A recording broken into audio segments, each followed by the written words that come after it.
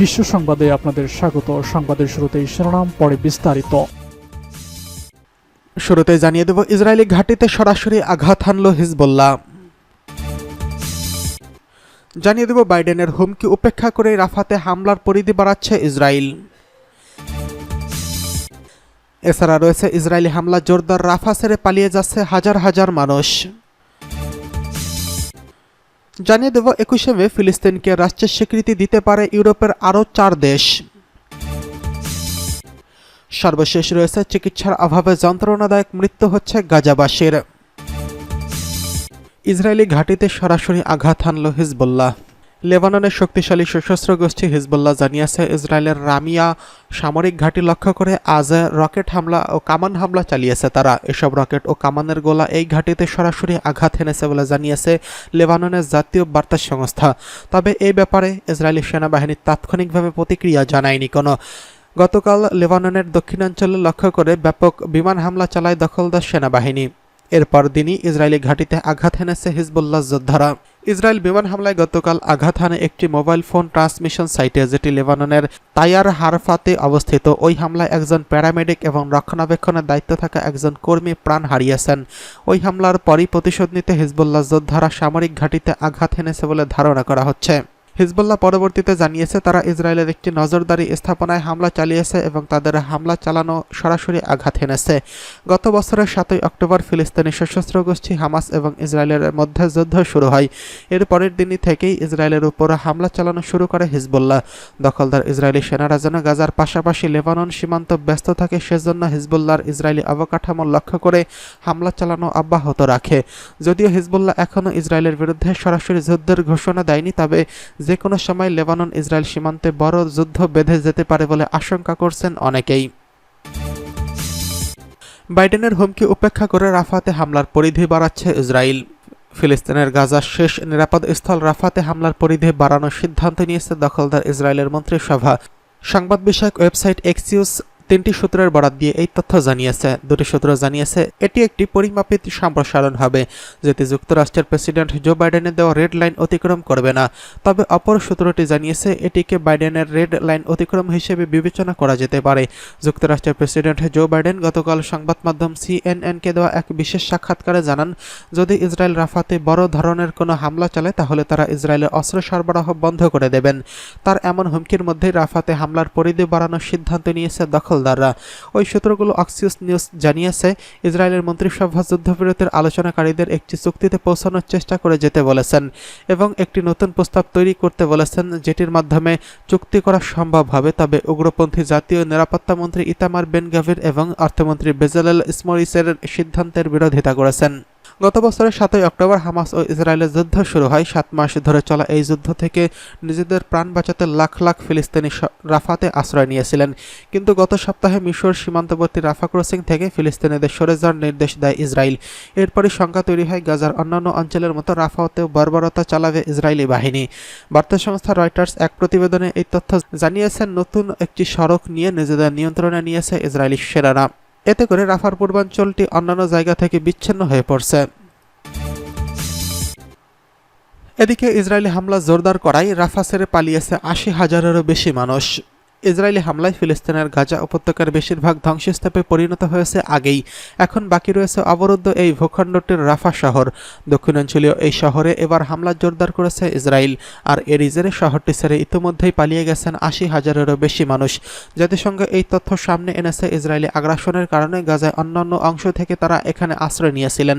শুক্রবার 10 মে এক প্রতিবেদনে এই তথ্য জানিয়েছে ব্রিটিশ সংবাদ মাধ্যম বিবিসি। প্রতিবেদনে বলা হয়েছে, গত সোমবার থেকে 80,000-এরও বেশি মানুষ দক্ষিণ গাজার রাফা শহর থেকে পালিয়ে গেছে বলে জাতিসংঘ জানিয়েছে।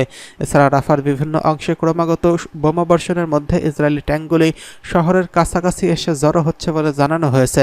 ফিলিস্তিনি সশস্ত্র দখলগুলো বলছে, তারা পূর্ব দিকে ইসরায়েলি সেনাদের উপর হামলা চালিয়েছে। অন্যদিকে ইসরায়েলের সামরিক বাহিনী বলছে, তাদের স্থল বাহিনী পূর্ব রাফাতে নির্দিষ্ট লক্ষ্যে তাদের কার্যকলাপ পরিচালনা করছেন। জাতিসংঘ আরও সতর্ক করে বলেছে, গাজায় খাদ্য খাদ্য ও জ্বালানি ফুরিয়ে যাচ্ছে, কারণ ভূখণ্ডটির কাছাকাছি ক্রসিং দিয়ে কোনো সাহায্য পাচ্ছে না। চলতি সপ্তাহের প্রথম দিকে ইসরায়েলি সেনারা তাদের অভিযানের শুরুতে মিশরের সঙ্গে রাফা ক্রসিংয়ের নিয়ন্ত্রণ নেয় এবং পরে তা বন্ধ করে দেয়। এছাড়া জাতিসংঘ সে সময় বলেছিল সংস্থাটির কর্মীদের এবং সহায়তাবাহী লরিগুলোর জন্য কেরাম শালোম ক্রসিংয়ে পৌঁছানো ছিল খুবই বিপজ্জনক।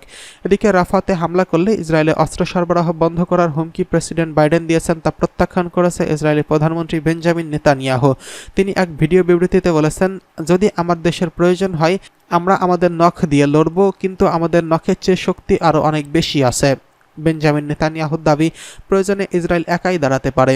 গাজায় 7 মাসেরও বেশি সময় ধরে আগ্রাসন পরিচালনাকারী ইসরায়েল জোর দিয়ে বলেছে, রাফা শহরটি দখল করা এবং হামাসের হাতে শেষ অবশিষ্ট ব্যাটালিয়নগুলোকে নির্মূল করা ছাড়া গাজায় বিজয় অসম্ভব। তবে বর্বর ইসরায়েলি আগ্রাসনের কারণে গাজায় অন্যান্য অংশ থেকে 10 লাখেরও বেশি বাস্তুচ্যুত ফিলিস্তিনি বর্তমানে রাফাতে আশ্রয় নিয়েছেন এবং জাতিসংঘ ও পশ্চিমা শক্তিধর দেশগুলো সতর্ক করে বলেছে, শহরটিতে সর্বাত্মক হামলা চালানো হলে তা ব্যাপক বেসামরিক হতাহতের কারণ হতে পারে এবং মানবিক বিপর্যয় ঘটতে পারে। রাফা শহরের বাসিন্দারা এবং ত্রাণকর্মীরা জানিয়েছেন, এই দিন জুড়ে কামান ও বিমান হামলার শব্দ ছিল অবিরাম। ফিলিস্তিনি উদ্বাস্তুদের জন্য জাতিসংঘের সহায়তা সংস্থা ইউএনআরডব্লিউ এর মুখপাত্র লুইস ওয়াটারিস বিবিসিকে বলছেন, তিনি পশ্চিম দিকে একটি স্বাস্থ্যকেন্দ্রে রয়েছেন এবং বোমাবর্ষণের শব্দ ক্রমেই কাছাকাছি আসার বিষয়টি অনুভব করছেন। তিনি বলেন, বিল্ডিংটি ঘন ঘন কেঁপে উঠেছে, যেখানে ক্রমাগত ড্রোনের শব্দ পাওয়া যাচ্ছে। রাফাতে মানুষের মধ্যে যে ভয় ছিল তা আতঙ্কে পরিণত হয়েছে। এদিকে 21শে মে ফিলিস্তিনকে রাষ্ট্রের স্বীকৃতি দিতে পারে ইউরোপের আরও 4 দেশ। আয়ারল্যান্ড, স্পেন সহ ইউরোপীয় ইউনিয়ন সদস্য অন্তত 4টি দেশ ফিলিস্তিনকে রাষ্ট্র হিসেবে স্বীকৃতি দেওয়ার কথা বিবেচনা করছে। বৃহস্পতিবার আয়ারল্যান্ডের জাতীয় সম্প্রচার মাধ্যম RT নিউজ প্রতিবেদনের বরাত দিয়ে রয়টার্স এই তথ্য জানিয়েছেন।